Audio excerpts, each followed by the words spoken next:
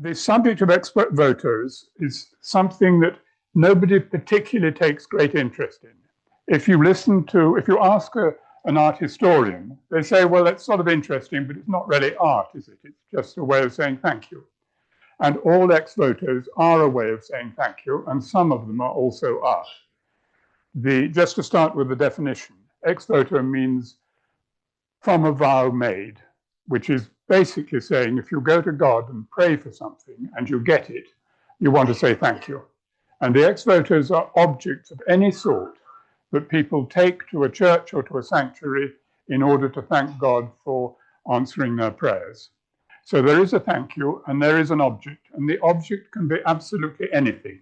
It could be just a piece of paper saying, dear God, thank you for making my son better from his illness.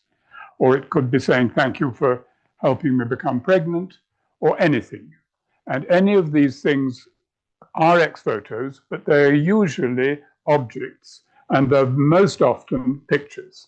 So what you see on the screen now is a collection of objects, that most of which I'm not going to talk about. But just to give you an idea, there are limbs there, sometimes there are hearts, and there are eyes.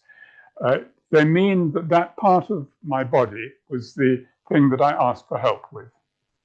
But more important are the paintings, because they not only show you a prayer being made, but they also show you the topic that the prayer is being made for. So they give you an illustration of whatever it was that the prayer was about. And because pictures are an extremely good way of communicating information, they're much better than words.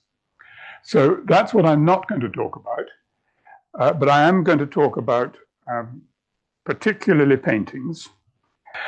You can go back as far as you like in history, and you can go into any religion, and you will find ex-votos in some form.